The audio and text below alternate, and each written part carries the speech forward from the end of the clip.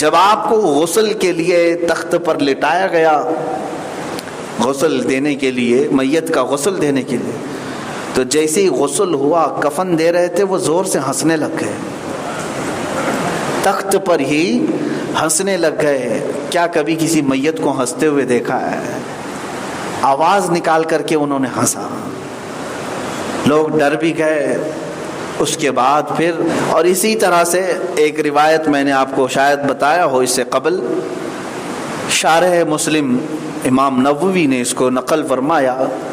دو بھائی تھے، یہ تابعین میں سے ہیں، ایک کا نام ربیع ہے، دوسرے کا نام ربعی ہے۔ ربیع بن حراش اور ربعی بن حراش رضی اللہ تعالی عنہما، یہ دونوں کی باتیں تو دیکھیں، محدثین ہیں، یہ حدیث روایت کرتے تھے حضور کی۔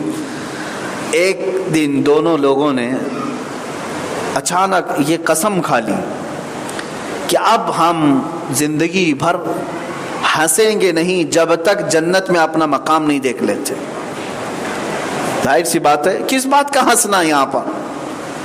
ٹھٹا مارنا، کہکا مارنا، کس بات کا؟ ہمیں پتہ ہی نہیں ہمارا ٹھکانہ کہاں ہے۔ جوکس مار رہے ہو، لطیفے کر رہے ہو، محفلیں گرم کر رہے ہو، تمہیں پتہ ہی نہیں قبر میں کیا پٹائی ہونے والی ہے یا آخرت میں کیا ہمارے ساتھ ہونے والا ہے۔ ان دو بھائیوں نے یہ قسم کھا لی، اب ہنسنا ہی نہیں، ہم کو ہنسنا ہی نہیں، جب تک نہیں ہنسیں گے اس وقت تک جب تک ہم اپنا ٹھکانہ جنت میں نہیں دیکھ لیں۔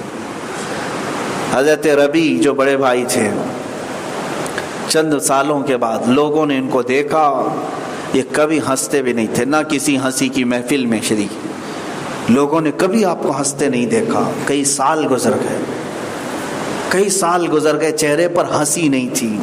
وہ یہی کہتے تھے کہ میں جب جانتا ہی نہیں میرا انجام کیا ہونے والا ہے تو میں کس بات کی ہنسی ہنسوں۔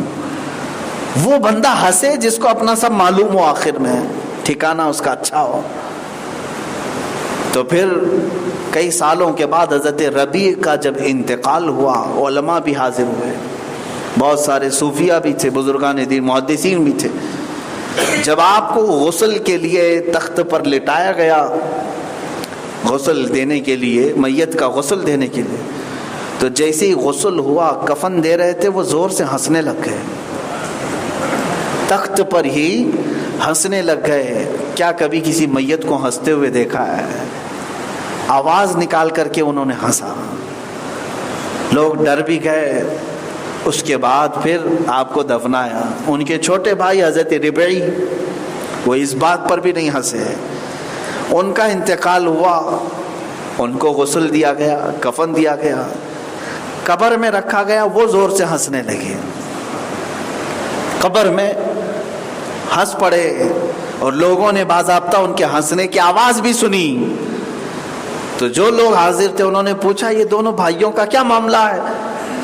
تو حاضرین جو موجود بزرگان دین تھے، علماء تھے، صوفیہ تھے، محدثین تھے، انہوں نے کہا در حقیقت ان دونوں بھائیوں نے قسم اٹھائی تھی، قسم کھائی تھی، اس وقت تک نہیں ہنسیں گے جب تک اپنا ٹھکانہ جنت میں نہیں دیکھیں گے۔ ایک نے غسل کے تختے پر دیکھ لیا، دوسرے نے قبر کی تختی پہ دیکھ لیا، جہاں انہوں نے اپنا ٹھکانہ دیکھ لیا وہاں ہنس پڑے۔ ذالک فضل اللہ یؤتیہ من یشاء، یہ اللہ کا فضل ہے، وہ جسے چاہے عطا کرے۔ لیکن میں آیت یہ پڑھ رہا ہوں میرے عزیزو، اللہ فرماتا ہے وعد اللہ حقا، اللہ کا وعدہ سچا ہے، اللہ کا وعدہ سچا ہے۔ وہ جب بندوں سے وعدہ فرماتا ہے تو قرآن میں دوسری جگہ یوں فرماتا ہے ان اللہ لا یخلف المیعاد، بے شک اللہ وعدہ خلافی کبھی نہیں فرماتا، وعدہ خلافی کبھی نہیں فرماتا۔ اب یہاں ایک مسئلہ میں بتا دیتا ہوں آپ کو، اس میں ایک فرقہ بن گیا، کچھ لوگ گمراہ ہو گئے اس بات کو لے کر، جو معتزلہ نام سے ایک فرقہ، جیسے اس زمانے میں وہابی نام سے ایک فرقہ بنا، پہلے ایک فتنہ تھا معتزلہ، ان لوگوں نے اہل سنت و جماعت سے کچھ الگ نئی چیزیں ایجاد کر لی۔ ان کا یہ کہنا تھا کہ اللہ نے وعدہ کیا ہے نیک کرنے والے کو جنت دے گا، نیکی کرنے والے کو جنت، اور برائی کرنے والے کو دوزخ میں بھیجے گا، یہ اللہ کا وعدہ ہے۔ بات صحیح ہے۔ اب ان گمراہ لوگ ہیں یہ معتزلہ، ان کا کہنا یہ ہے پھر قیامت کے دن جو گناہ کیا ہوا ہے، جو گنہگار ہے، اس کی بخشش نہیں ہونی چاہیے، ورنہ اللہ کا وعدہ جھوٹا ہو جائے گا۔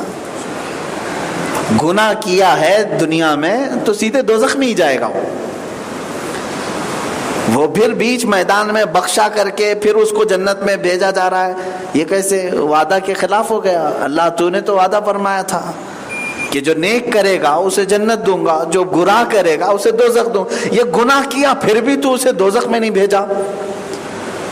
تو ان کا عقیدہ یہ تھا بخشش وخشش نہیں ہے، قیامت کے دن کوئی معافی بخشش نہیں ہے، وہاں حساب ہوگا، نیکیاں بھاری ہو گئی تو جنت میں جاؤ، گناہ بھاری ہو گئے تو بخشے نہیں جاؤ گے، دوزخ میں تو جاؤ۔ یہ یہاں بیٹھ کر کے فیصلہ کرتے ہیں کون جنت میں جائے گا کون دوزخ میں جائے گا۔ علماء اہل سنت نے ان کا رد فرمایا، کہا کہ یہ اللہ رب العزت کا دنیا میں قانون ہے، قانون تو یہی رہے گا، اور بنایا کون ہے قانون؟ اللہ نے، کہ نیک کرنے والے کو جنت میں بھیجے گا، برائی کرنے والے کو دوزخ میں بھیجے گا۔ قیامت کے دن قانون بنانے والا خود ہی اگر وہ اپنے قانون میں تبدیل کر کے کسی کو معاف کرے تو تمہارا اس میں کیا فرق ہے؟ وہ بندوں کو پیدا کیا، وہ بندوں کو پالا، اسی نے بندوں کو کھلایا پلایا، اور قیامت کے دن وہ اگر کسی کو معاف کر دے تو یہ تو اس کا اختیار ہے، یہ وعدے کے خلاف ہونا نہیں ہے۔ اگر وہ چاہے تو حساب کے کتاب کر کے دوزخ میں بھی بھیج دے، لیکن اگر وہ فضل کرے تو چاہے تو وہ بندوں کو معاف بھی کرے۔ اسی لیے میرے عزیزو یہ سمجھ لینا کہ یہاں گمراہی نہ آنے پائے، یہ گمراہی نہیں آنی چاہیے۔ گناہگار دوزخ میں ہی جائے گا پکا، یہ تم نہیں ڈیسائیڈ کرو گے، یہ صرف اللہ رب العزت کے دست قدرت میں ہے۔ تفسیر روح البیان میں ایسے دو بھائیوں کا ذکر آیا ہے، ایک بہت نیک تھا اور ایک برا آدمی تھا۔ دوسرا بھائی جو ہے گناہ کرتا تھا، یہ نیک بھائی اسے بار بار سمجھاتا تھا، بھائی چھوڑ دے یہ گناہوں کا راستہ، توبہ کر لے، سیدھے راستے پر آ جا۔ کہتا تھا ٹھیک ہے چھوڑ دوں گا۔ ایک دن ایسا آیا کہ اس نیک بھائی نے اپنے برے بھائی سے کہا تو اب کبھی نہیں سدھرتا؟ یاد رکھیں جملہ کہنے سے پہلے آپ میری اس بات کو نوٹ کریں، اگر آپ کی زندگی میں اتفاق ہو گیا تو ڈر جائیں اس بات سے۔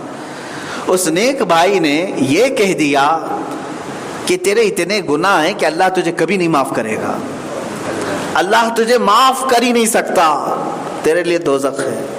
یہ بات کہا اس نے اور انتقال ہوا۔ حدیث پاک میں ہے حضور صلی اللہ علیہ وسلم نے فرمایا دونوں کا جب انتقال ہوا اللہ رب العزت نے دونوں کو اٹھایا اور اس نیک بندے سے پوچھا، سب سے پہلے اس کی نیکیاں اپنی جگہ پر سب، اللہ رب العزت نے اسے جلال میں سوال فرمایا تو نے ایک گنہگار اور برائی کرنے والے بندے کو یہ کیسے کہہ دیا کہ اللہ معاف نہیں کر سکتا؟